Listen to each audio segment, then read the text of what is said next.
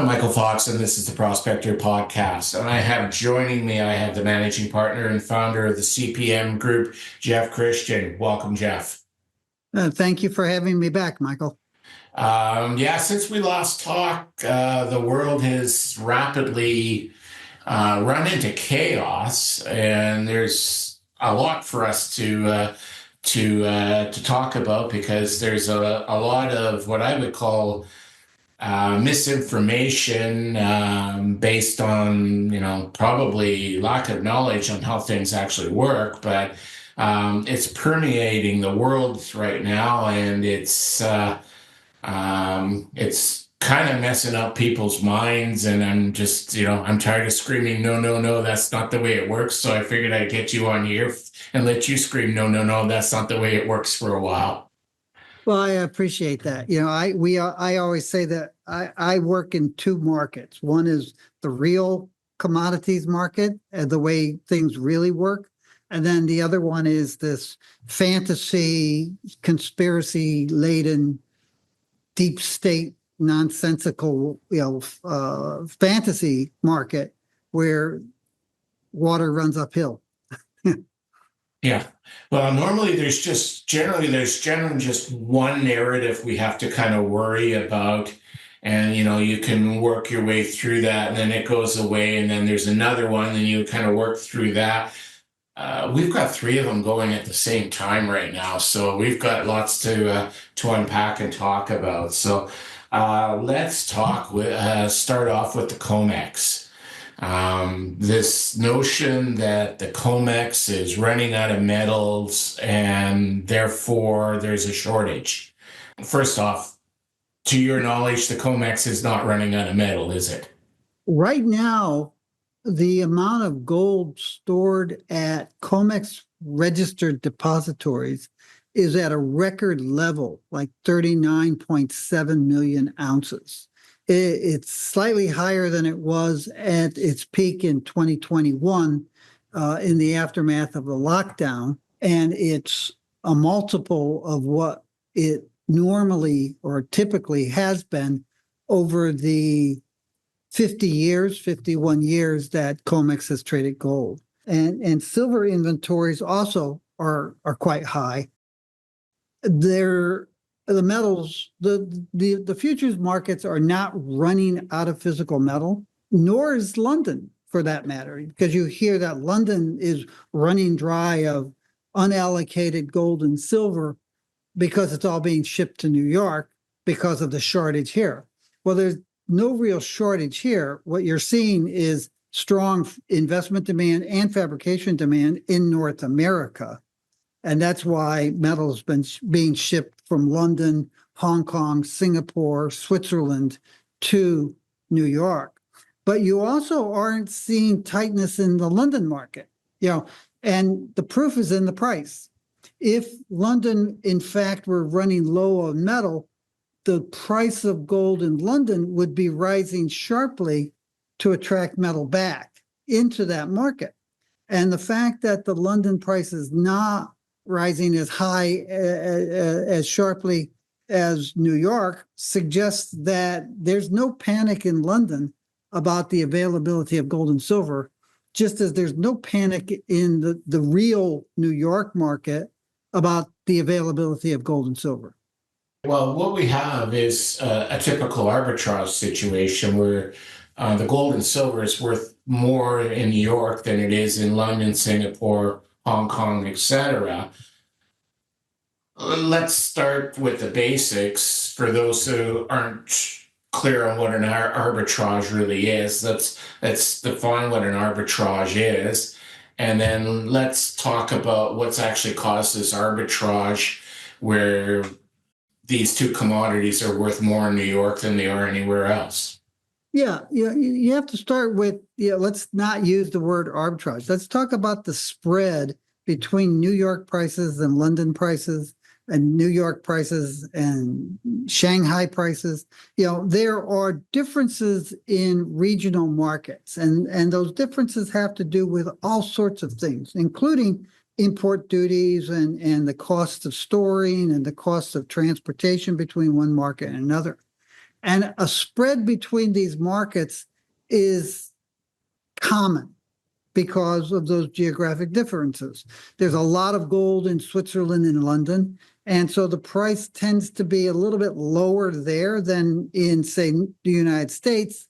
In the United States, you have, as I said, stronger fabrication demand for gold and silver and stronger investment demand over the last year and a half, 2 years for gold and silver in New York and North America relative to Europe. So what we've seen is the spread, the price of gold has risen relative in New York relative to the price in Europe. And that reflects the differences in those markets. Now, the term arbitrage basically means when the spread gets wide enough that you can profitably buy in one market and ship it to the other market and sell it. Then you have a positive carry on that spread. And you can actually find, as you have seen over the last, say, 5 or 6 months, if not longer, people buying in London, Hong Kong, and Shanghai and shipping it into New York and making a profit doing that buy here, sell in New York. So that's, the arbitrage is simply, that term simply means that you can profitably trade that geographic spread or location differential. Now, some people will throw in, I'll just add, some people will say, well, India, Mumbai is at a premium to London. And the Indian market participants get offended. They say, we don't trade off with a London price per se. We obviously pay attention to it because we buy gold in London and we buy it in New York. We buy it all over the place. But the Mumbai price is the Mumbai price, and it is determined by supply and demand in the Mumbai market. And so don't think of us as trading at a premium or a discount to New York or to London. Think of us as having a higher price because we have greater demand. So, I think if you move away from the word arbitrage and just talk about the spread or the differential between regional markets, it becomes much more understandable that, this is a time-worn, ongoing issue, and sometimes that spread widens and sometimes it narrows. So what has caused the spread to widen from New York to those other markets? Well, in the current period, in the last 18 months, what you've seen is stronger demand for gold and silver in North America, which is based through the New York price. You've seen stronger demand from investors for both gold and silver in North America than you have in Europe, which is based off of the London price. And you've also seen stronger fabrication demand in North America than you have in Europe. So it's just it starts with the natural consequence of having stronger economic conditions and stronger investment demand in North America. Now, on top of that, you have seen the Polish central bank buy about 6 million ounces of gold, 7 million ounces of gold over the past 2 years, 2023, 2024. If you add the first 2 months of this year, they bought another 1 million ounces in the first 2 months of this year, and then they bought some in 2022 as well. But they bought about 7 million ounces over the last 2 years in gold, the Central Bank of Poland.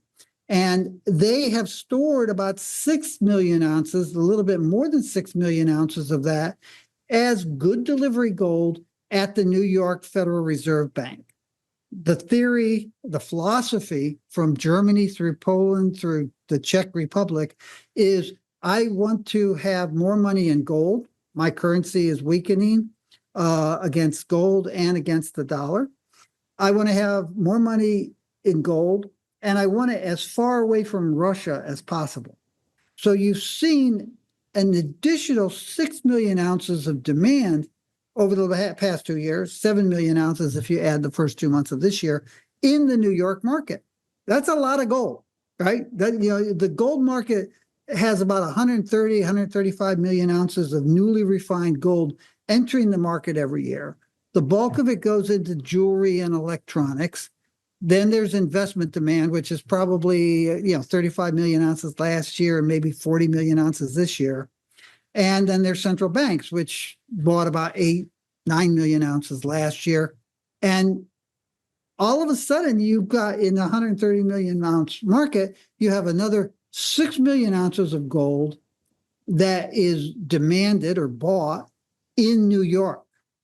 That drives the price up in New York relative to everywhere else. And, if you can't understand that, you probably shouldn't be investing in gold. So the first reason prices rose in New York relative to London is stronger demand from investors and fabricators. The second is, on top of that, another 6 million ounces that has been bought by central banks for delivery into the New York Fed. And then the third thing, which came after those two, was concerns about the tariff and speculation about tariffs. But that was a tertiary issue that was not the major factor driving those first two issues. How much more did the tariff issue pile on to the demand issue?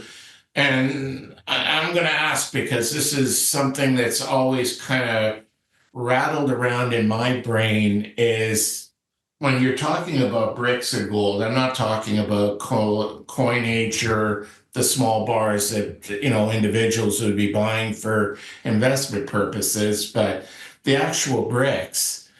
I've been fortunate enough, as you have too, I suspect, that we've held actual bricks of gold and actual bricks of silver.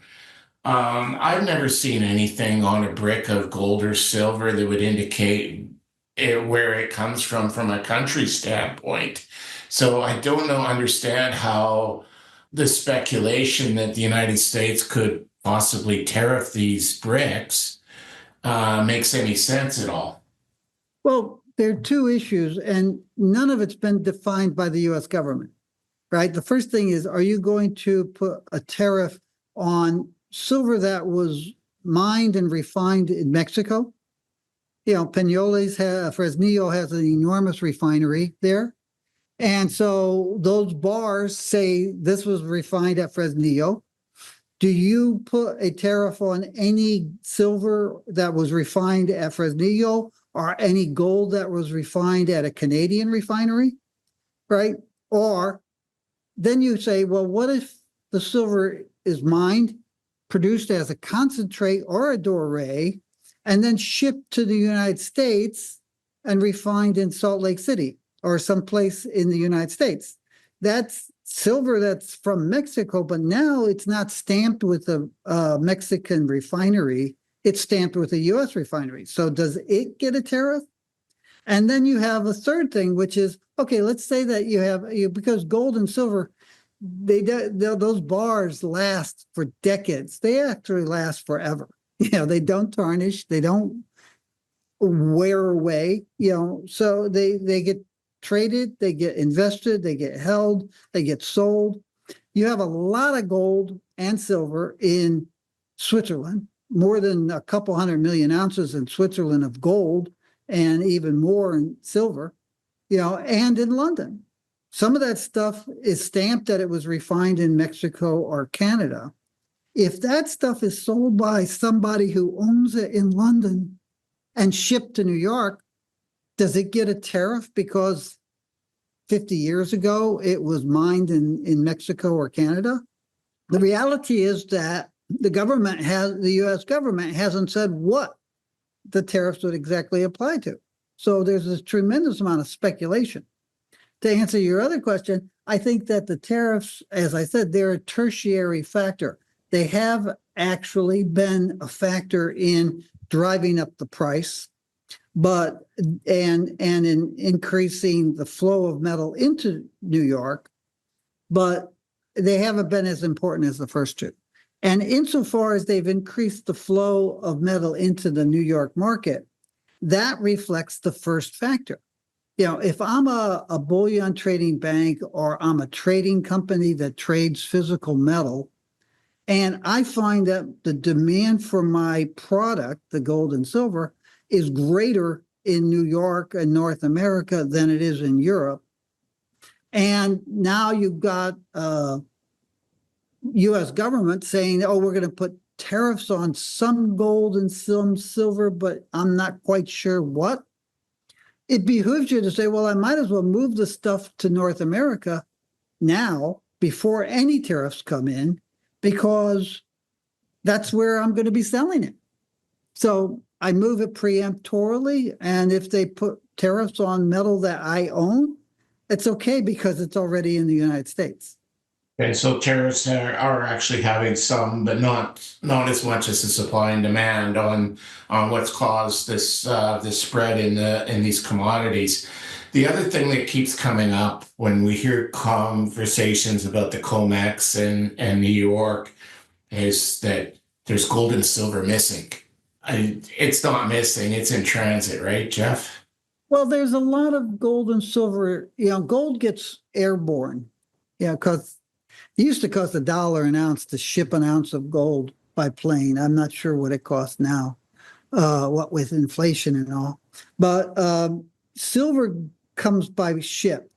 And because of the inefficiency of U.S. ports, what you've seen for the last several years at least is that the silver that comes into the United States by ship tends to go into Canada and then gets trucked into the United States. It's cheaper and more efficient to ship your metal into Canadian Eastern Seaboard ports and truck it down to New York or Connecticut or Delaware than it is to ship it directly into the United States.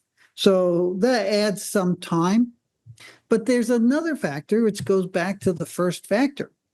Some of this gold and silver is being used and it's being bought by investors who don't necessarily store it in Comex registered depositories. So it's not that it's missing. I guess I haven't heard this one, but I assume that what somebody is saying is, okay, you've got 2 million ounces of gold that comes from London to New York, but Comex inventories only rise 1.8 million ounces. So where's the other 200,000 ounces? Well, it's gone into jewelry, it's gone into electronics, and it's gone to investors who say, I want to hold the metal elsewhere. I mean, there are enormous depositories around the United States, in Florida, in Nevada, in Utah, in California, that are not part of the Comex registered depositories.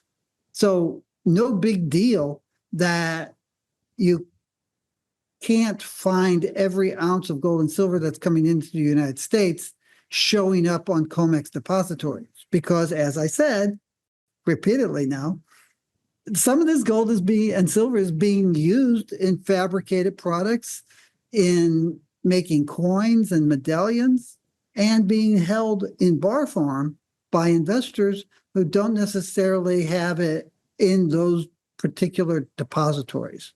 Okay, so I think we've covered all of the craziness around the Comex New York issue. So let's move on to issue number 2. There's one more point to make. Okay.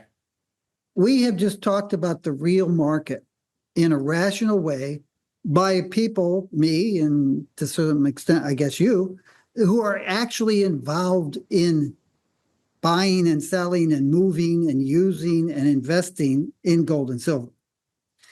That may put to rest some of these crazy ideas on the part of rational investors, but there is a subset of investors who will not be swayed by any amount of evidence or explanation. The doubting Thomases. I won't believe anybody that, this guy works in the industry. He works with companies that are producing metal, that are using metal, that are investing in metal. Why would I believe a thing he says when it's contrary to what some guy in California or Idaho is saying, that doesn't make sense in a rational way. And we will never convert those true believers by explaining to them how the world really works. And it's true not only on gold, it's true on medical practices. How many chain smokers do you know who say, I don't care if all of these scientists and doctors have done all of this research that shows me that smoking cigarettes is bad. I have some guy online that says, no, it's good for you. Don't, this is all hokum medicine. Yeah. It transverses every aspect of human life. The fact that you will always have people who cannot be swayed in their beliefs by facts. Because if you give them facts and they change their beliefs, that's a heresy, right? I mean, a belief by definition is something that you cannot prove by fact. So if you have facts that are contrary to your belief, you better not change your belief, because if you do, that makes you a heretic. Yeah, it's just I tend not to argue with those kinds of people. I'll tell them why they're wrong, but if they continue to argue the point, I have a tendency just to walk away, because I'm never going to convince them that they're wrong. So as I say, there's little or no point to that. But that's a good way of putting it. But as I said, there were three different things that have all cropped up all at the same time, and let's tackle number two, the gold in Fort Knox. Yeah. Well, you and I are roughly the same age, give or take a few years one way or the other. And you and I would probably remember back in the 1980s when Geraldo Rivera got all excited. He had found, Al Capone's vault, and he made a big prime time show on the Fox network that they were going to open the vault and show all the ill-gotten corrupt mafia booty that was in Al Capone's vault. And when they opened it, there was nothing there. This is like Al Capone's vault in reverse, because everybody that's out there that have been chattering around has been saying that there's actual no gold in Fort Knox. Now that, Trump and Musk have suggested that they're going to open the vault and show you, that narrative has changed. It's not about that there's no gold there. There's all sorts of things. We don't own the gold that's there. There's not as much gold there as we claim there is. The gold that's there, it's been sold. It doesn't belong to us. It's been leased out. It's being used as collateral and loans, et cetera, et cetera, et cetera. I'll just toss that softball at you and let you go about how do we dismiss some of this nonsense in Fort Knox? Well, there's several ways to approach it, and there are several levels of nonsense. First off was, the gold has never been audited. And on his way out the door, when Ron Paul was stepping down as a representative, he had spent 20 years from 1980 to 30 years, I guess. From I think it was 1980, he became a representative, and he said the gold should be audited. And in 2011, as he was leaving the House, his colleagues allowed him to have hearings. And at those hearings, and he said it, and you can find his testimony on the YouTube. He said, I have wanted the Treasury's gold to be audited for 30 years. And it was only when I was preparing my remarks for this hearing that I found out that the gold, in fact, is audited. No one ever told me that. Yeah. And there are two things. First off, there's an annual independent audit by the KPMG. And then there was this deep dive audit. And in the hearings from the House of Representatives Committee for Financial Integrity, or whatever it was called, in the hearing, the Treasury gave him a list of 625,000 or bars of gold that had been individually weighed, inspected, and checked their serial number against the bar list that the Treasury had when it's put the bars in there. And then they took a representative samples from some of the 625,000 bars, and they sent that to an independent laboratory that came back with it. And it's interesting because in his hearing, Ron Paul puts all of this in there. There's, just bear with me, there are 62 pages of assay results. 62 pages of assay results, like 60 assays per page. There are 144 pages of listing every single bar and its weight and its serial number. They measured every bar. Now, let's back up a little bit because I got ahead of myself. Let's talk about what the gold is. And first off, 147 million ounces of the 261 million ounces are stored at Fort Knox. Another 54 million ounces are stored at West Point. And then the remainder is stored in various other Treasury depositories, mint depositories, or the Federal Reserve banks, but just a little bit. But the bulk of it, 147, is at Fort Knox, 54 at West Point.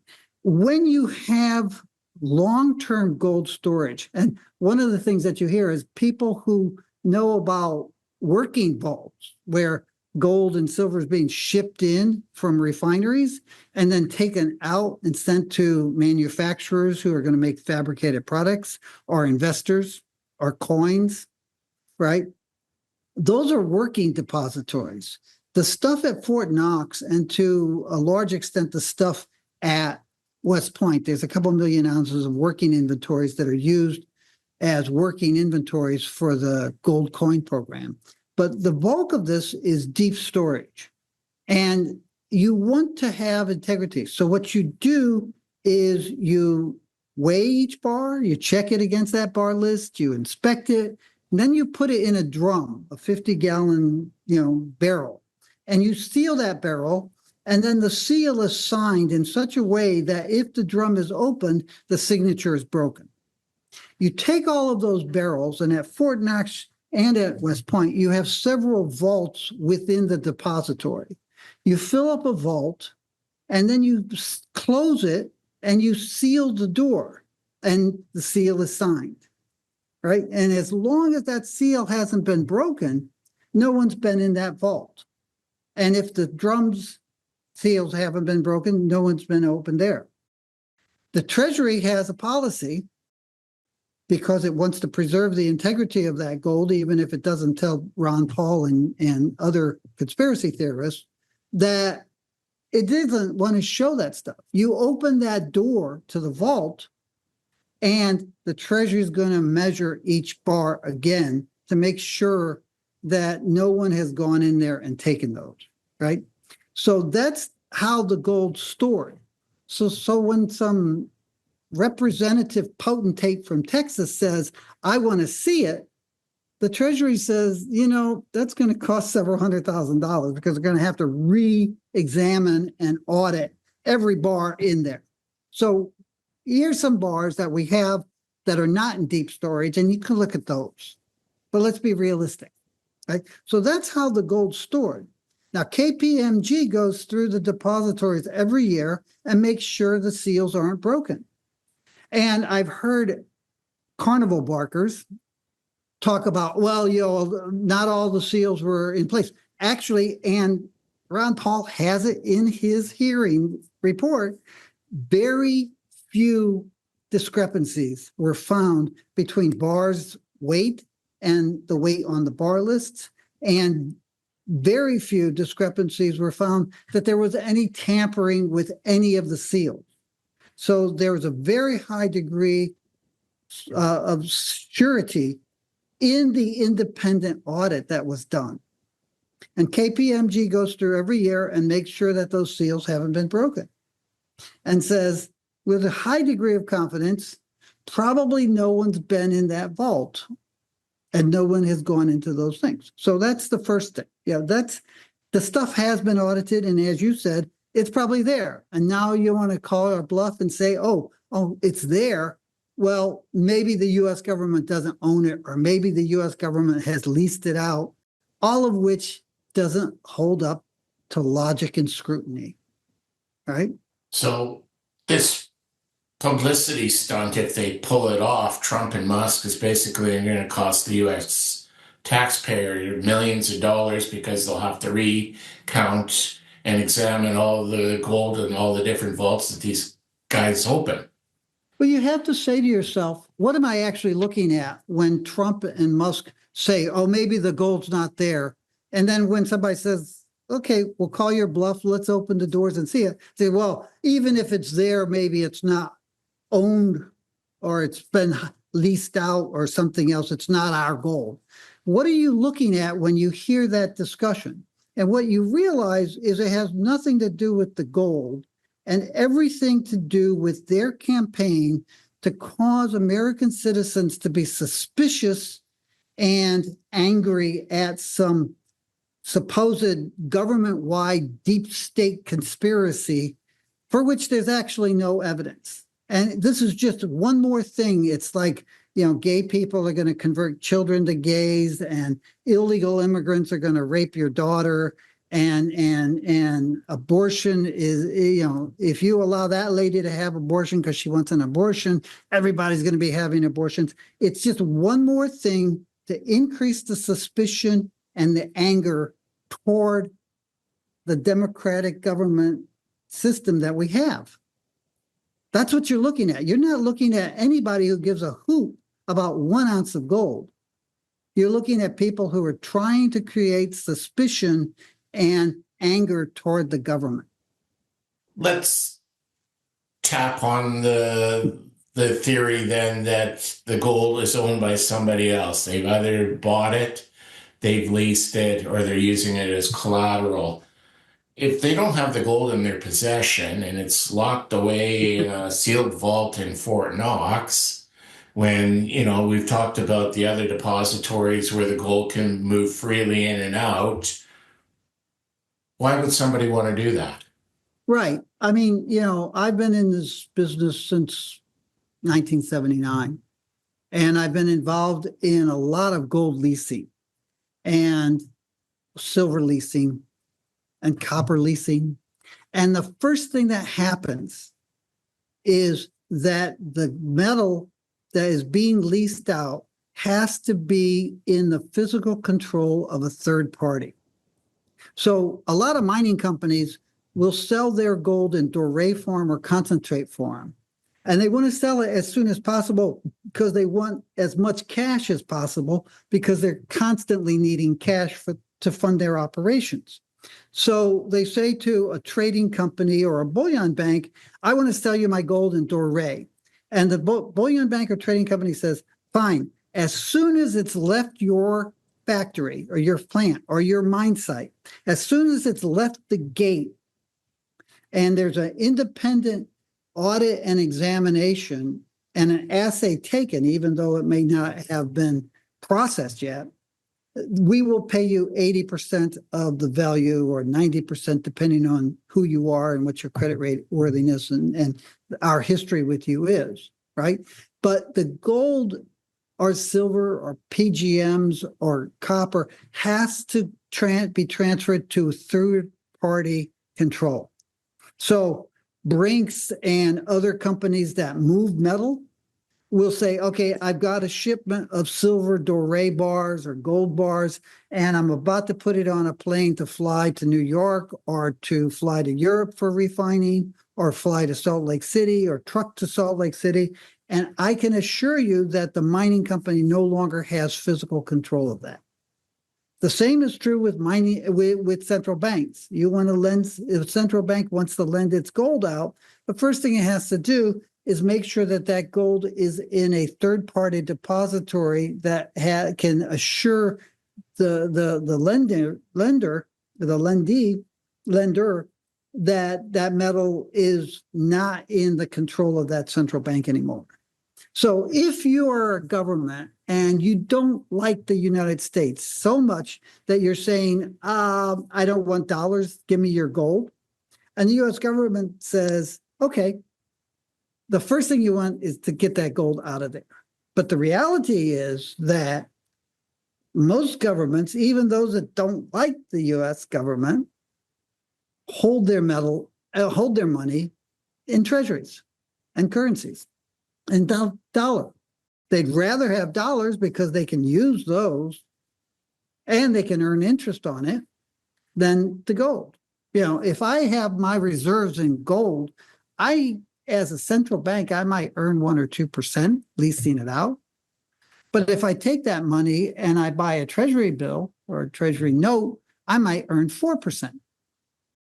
Now, some people would say, yeah, I'd rather own gold. But a lot of people would say, yeah, I'd like to have some gold. But the reality is I'd like to have most of my assets earning 4%, not 2%.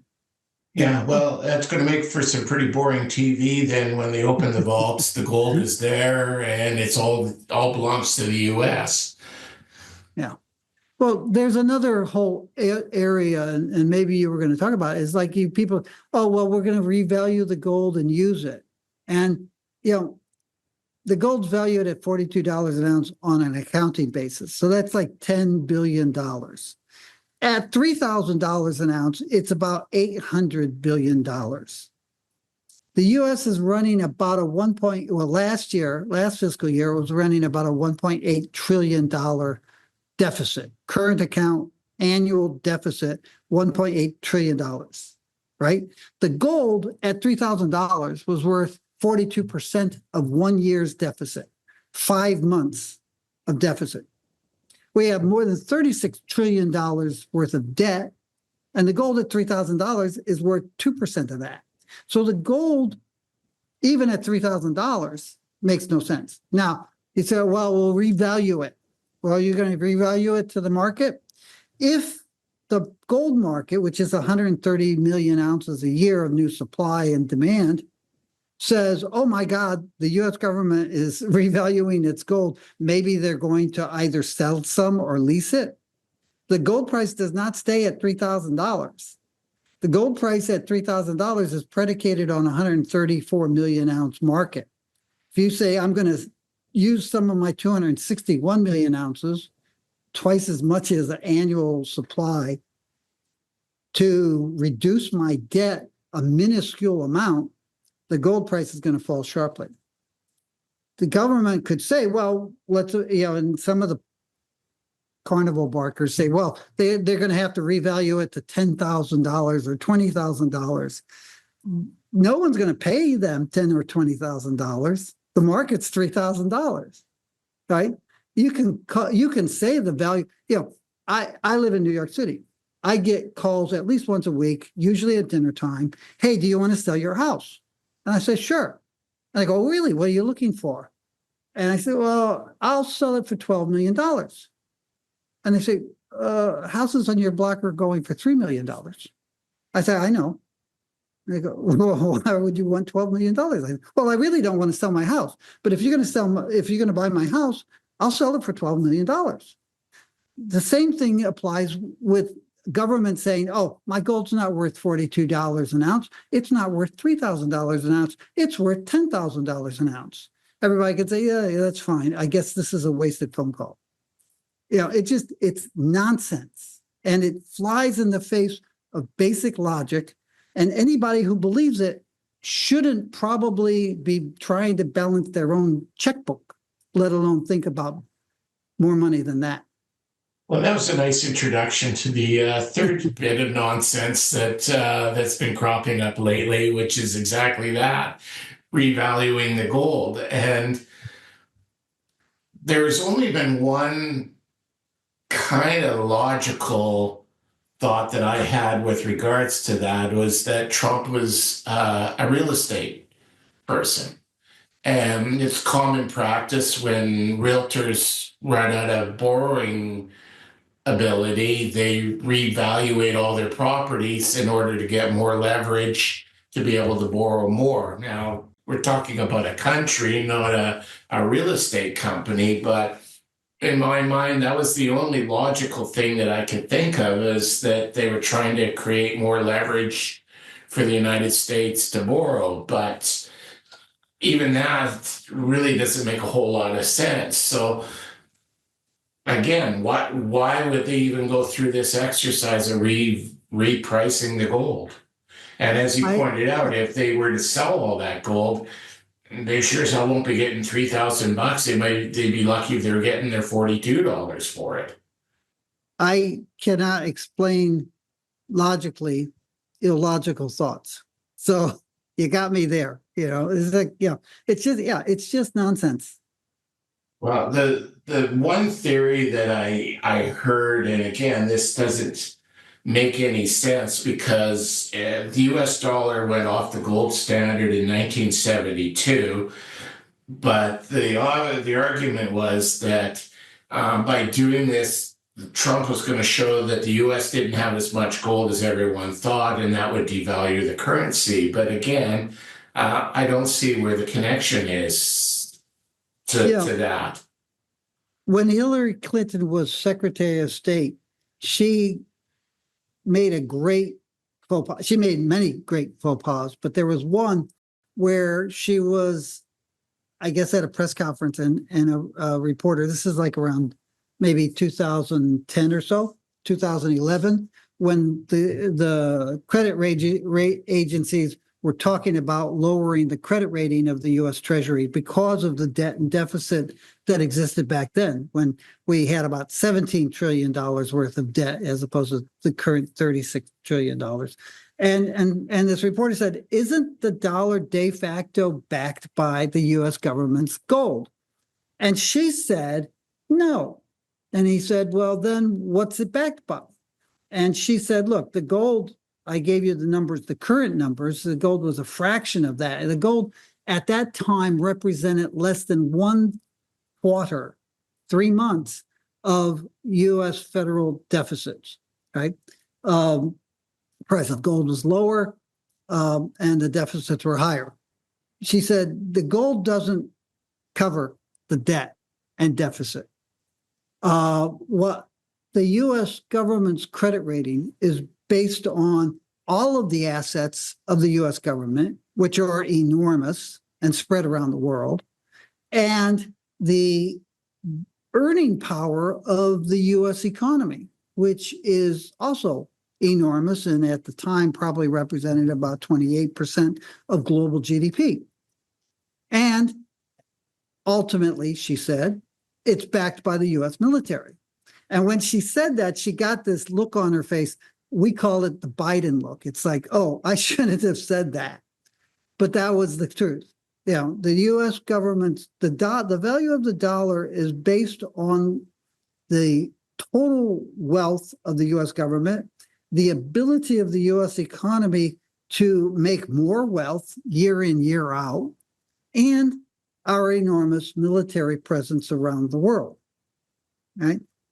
People want to hold the dollar. The dollar is not being dumped the way some people say. The amount of dollars held by central banks in total rises year in, year out, and rose again last year. The amount of treasuries that are held by offshore entities, we don't know who they are. Actually, I saw some numbers the other day that pointed to one question that people have about that. But the amount of U.S. treasuries held offshore rose 10.5% in 2023 to a record $8 trillion.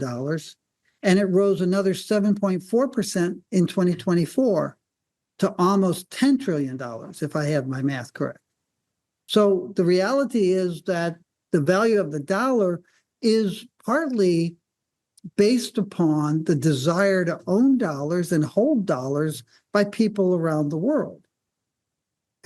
And in 1981, I was involved in some debt restructuring for the Polish government as a creditor. I was working for a company that actually had a gold loan out from the Polish government. The Polish government became insolvent 1981, and we were rescheduling their debt.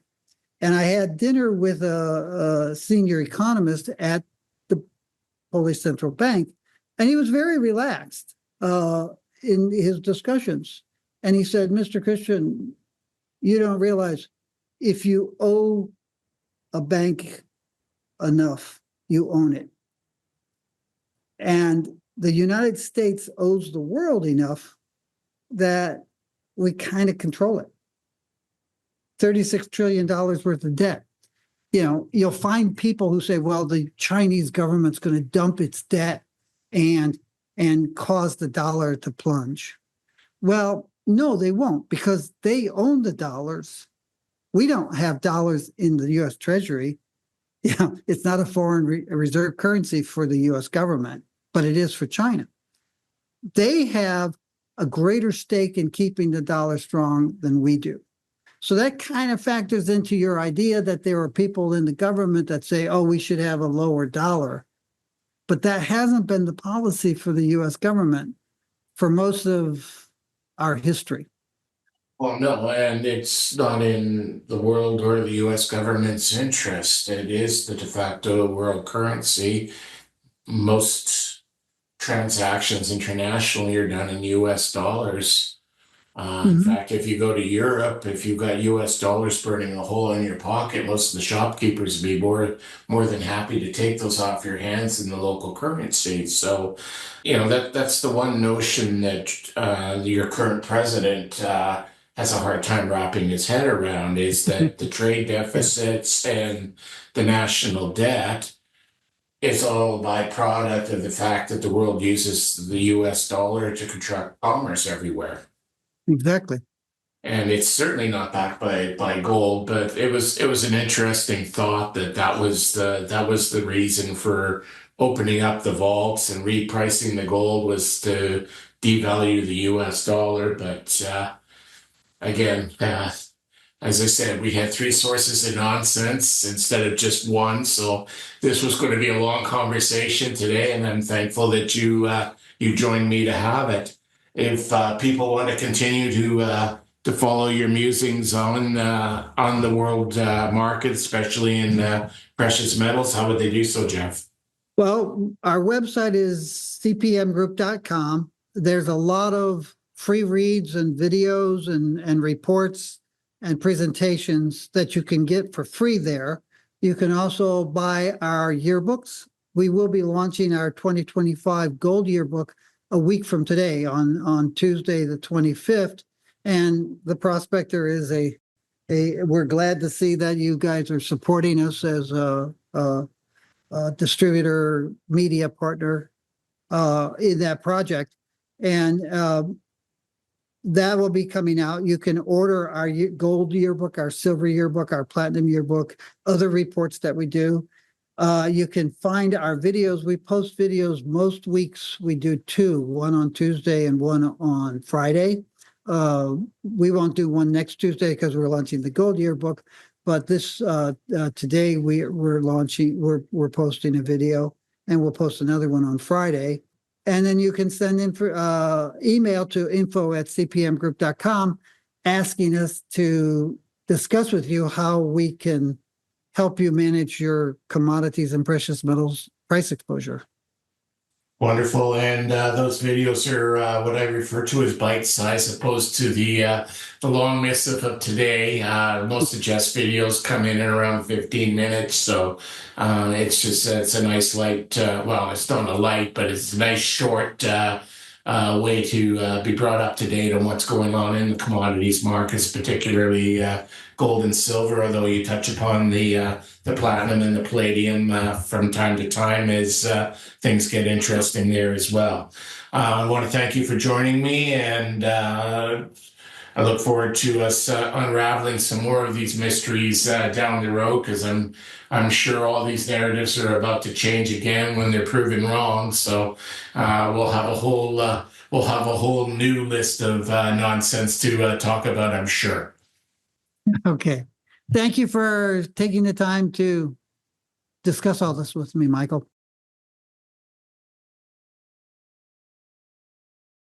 The Prospector News podcast is for educational purposes only.